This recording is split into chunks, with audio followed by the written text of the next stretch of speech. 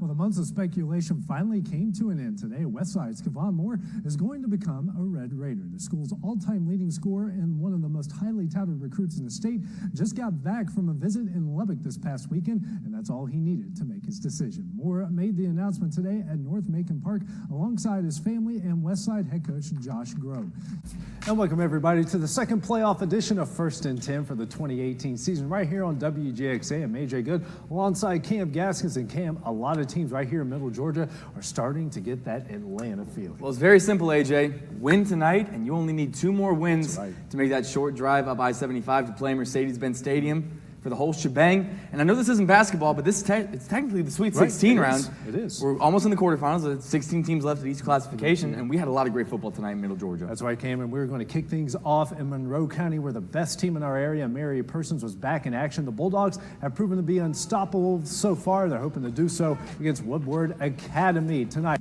And welcome everybody back here to 5 Star Stadium. AJ Good alongside Cam Gaskins. And Cam, one of the biggest strengths of this Mercer team so far this year has been their defense. Absolutely. You saw it against Sanford last week. Whenever Sanford tried to make a run, the defense always had an answer. They were well coached, but now they have a little bit of a transition to make going to the triple option today against the Citadel. And one of the guys we're really going to rely on is linebacker LaMarcus Bailey. He has been huge for this Bears team in all 5 years that he's been here in Macon. He's made great contributions for this team, not only on the field, Cam, but off the field as well. Now, Coach, WWE's in town this week. Do you have an all-time favorite wrestler? Oh, absolutely. Ric Flair, without a doubt. I grew up in the Ric Flair era when they were in Greenville, South Carolina all the time, and I used to actually ride up there and watch them wrestle. So Ric Flair's the guy. You know, and his daughter's going to be in town this week as well. Really? Wow. Yes. Well, to beat the man, you got to beat him. To be the man, you got to beat the man, right? That's what you used to say. You ever used one in a pregame speech before, a Ric Flair saying before? No, but I might do that this week. That's a good idea. Garrett, that's going to be talking with the women's soccer team. He also spoke with some fans earlier in the week. And also, we're going to have Matt Mackey that's going to be giving you the game day forecast before today's 4 o'clock kickoff. But first, Cam, let's start talking some football. Action going down to Hawkins Arena. Last night, the women knocked off Florida, and tonight, the men getting back on the right track. It's the most wonderful time of the year. We got high school playoff football. We got Mercer basketball. We got the Mayhem. We have all the sports in Middle Georgia this Mayhem just won their 9th in a row tonight. We didn't even talk about that. We've got hockey in Macon, guys. We've got hockey. And they're really good. They're the only professional team in hockey that doesn't have a regulation loss. Who needs the Thrashers? Who needs the Thrashers? Too soon. Too soon. Winnipeg's doing just good. Okay, guys, quick thoughts on what happened tonight in Middle Georgia.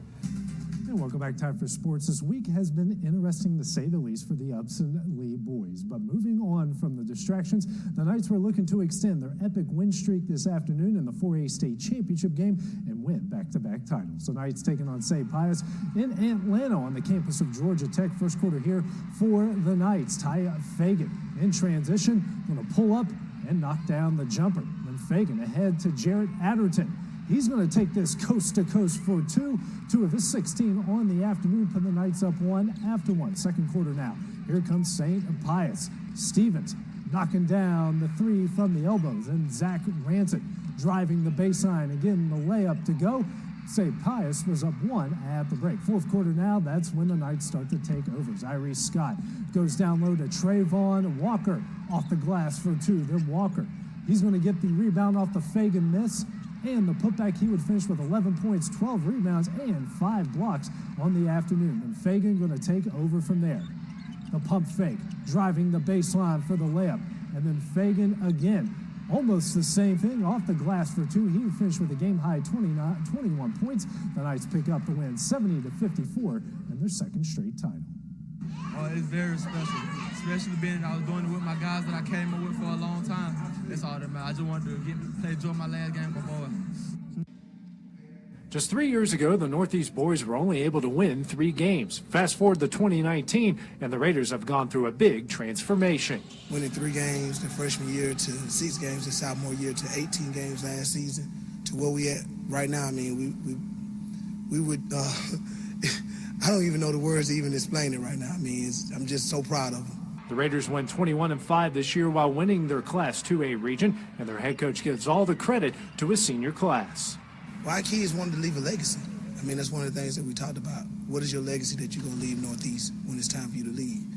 And they understand that. Due to construction, the Raiders have had no permanent home this season. They've played all their home games in 4 different locations, but they're just fine with the adversity. We just used to it now. We play every game really like a home away game. I mean, we're getting used to it. After a tough region win this past Friday, the Raiders are more than battle-tested, and they'll be able to handle any challenge thrown their way in the state tournament. We don't play like big teams, small team, fat team, slow team. So we don't play everything. The hottest state gonna be, we don't know what coming at you. Northeast had some simple goals in mind coming into this year, and they're just one more step away from checking off their ledger.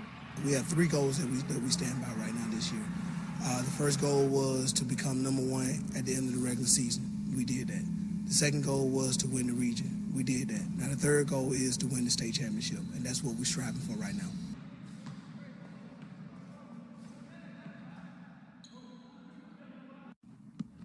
Coming into 2019, Westside was looking for a new boys soccer coach. They found their match in Jacqueline Eno, who was not what anyone expected. It was a little difficult in the beginning because not only am I a female, but I'm 4'10". So they're like, oh, does she really know anything about soccer? But we've grown quite a bit as a team, so it's been good. Eno had to show her authority from the jump to get this team's attention, and they responded in a big way. When she put her foot down, that's when everybody opened their eyes, like everybody was closed shut. And then when that happened, everything changed. The light switch turned on. After that early period, Eno has bonded with her new team as this group has come together at the right time. Awesome. I love them. They're fun. Like I said, it was tough in the beginning, but it was worth it because now we're just like a big team. And the results are showing on the field. The Seminoles are having a season for the record books, seeing their hard work come to fruition. Even sometimes they've been shocked at how games ended. I'm like, see, I told you guys are good. Now do you see it? So they're starting to believe it as well. Westside has their sights set on the state tournament, a place the senior class has never been. 9th grade, yeah, we just been getting immersed through every game. 10th grade, every game. Not 11th grade, yeah, it changed with Coach Robinson. But this year, we really want to see us go to the playoffs because we work our butts off.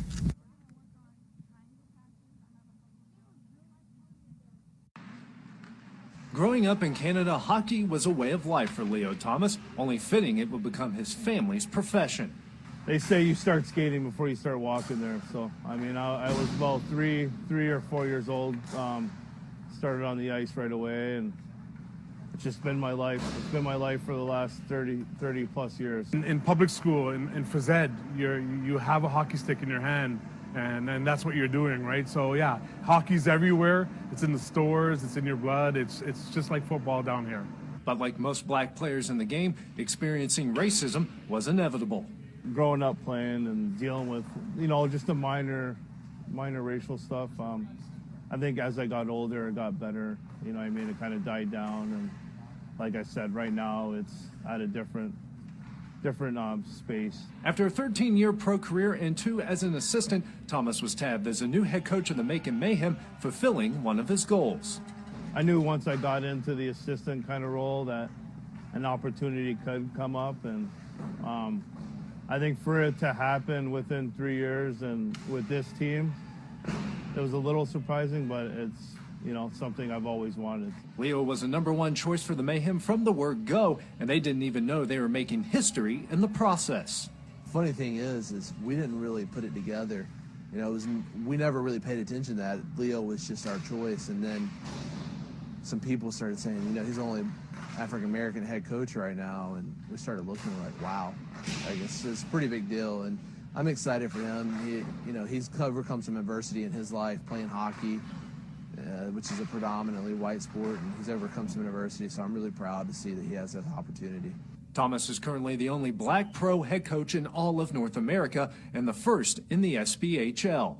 It's kind of grown, and for me to be the first head, well, not the first, but the first head right now in the minors is the dream come true, man. I just don't have much to say for it. The man he replaced in Kevin Kerr is now the head coach of the Greenville Swamp Rabbits of the ECHL, and he is proud to see his assistant breaking down a barrier. For him, especially to be the first one and kind of me be able to hand down the reins to him to be the first black head coach, I think it's awesome, and I know he's going to do a great job. The Thomas family has also spread its wings in the game. His brother is an assistant to Kerr in Greenville, and his nephew was a second-round pick of the Los Angeles Kings. I think that we're the first, the black legacy, right? You know, my son being drafted to the NHL, I don't think there's ever been any other black hockey player that came from a hockey family. Not that I know of or can remember. So, I mean, he saw us. You know, he grew up in that with me, my brother, and my nephew playing hockey. He saw that, and it was installed in his brain that hockey. The Thomases and others are now part of a new shift in the game, with more minorities playing and coaching than any other point in history, while stars like P.K. Subban, Seth Jones, and Dustin Byfuglien become household names. And I think the game's evolved so much now where, you know, they're going to different countries and bringing hockey there, and you see them in China, and it's a beautiful thing to see, and I just know it's going to get better each year. Leo is not looking ahead to his future as he looks to keep the puck rolling in Macon, but with being one of the game's hottest coaching commodities, his rise to the top could be quick. He's young enough and he's eager enough, and the thing about Leo is he's very passionate. He's passionate about the game, and that's kind of what attracted me to him as an assistant, not only because he was passionate as a player, but he was also passionate as a teammate when I played with him. And at the end of the day, that makes good coaches when you're very passionate. Your players. Bringing my Giovanni Rana pasta to everyone in America